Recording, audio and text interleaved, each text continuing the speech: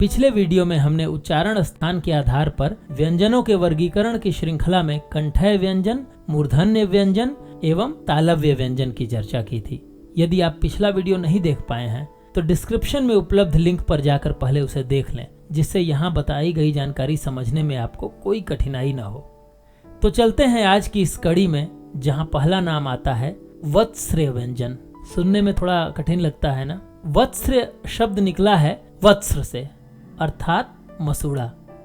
नाम से ही स्पष्ट है कि जिन ध्वनियों के उच्चारण में जीभ मसूड़ों का स्पर्श करती है उन्हें ही वत्स्र व्यंजन कहा जाता है। अनेक लोगों को इस शब्द के उच्चारण में कठिनाई आती है, तो चलिए पहले इसका सही उच्चारण ही सीख लिया जाए। इसके उच्चारण में पहले व फिर आधा त आता है। जहाँ कहीं आधा अक्षर की बात होती है, इसका मतलब वहाँ केवल व्यंजन बोला जाना है, उसके साथ कोई स्वर नहीं बोला जाएगा। जैसा हमने एक वीडियो में बताया था कि यदि हम क बोल रहे हैं तो क यानी कि अ उसमें लग जाता है, लेकिन जब हमें वहाँ स्वर नहीं लगाना है, यानी कि जहाँ पर हवा का अवरोध है बस वहीं पर उच्चारण करके छोड़ देना है, इसी को उस व्यंजन का आधा रूप बोलते हैं।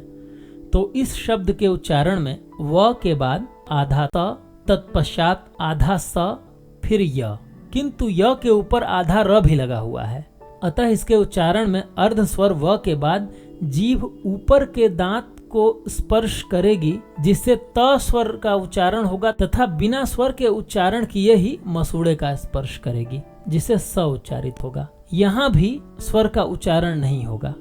मसूड़े के तुरंत बाद कंपन जात व्यंजन अर्थात र का उच्चारण होगा, तथा अंत में अर्ध स्वर य का उच्चारण होगा। तो इस प्रकार उच्चारण हुआ वत्स्र। तो आप भी इस शब्द का उच्चारण करें तथा कमेंट में हमें बताएं कि कहीं इस शब्द के उच्चारण में आपको कठिनाई तो नहीं हो रही। इस वर्गीकरण के अंतर्गत न, ल, स और ज आते हैं। तो अब चलते हैं दंत्य व्यंजन की ओर। नाम से तो आप समझ ही गए होंगे कि इनका उच्चारण कैसे किया जाना है। जी हाँ, इन व्यंजनों का उच्चारण दंत्य स्थान है, अर्थात जीभ की नोक को दांतों से स्पर्श कराकर पहले वायु को रोकते हैं, फिर जीभ को उठाकर वायु को निकलने देते हैं। इसके प्रमुख उदाहरण हैं त, थ, द, ध इत्यादि।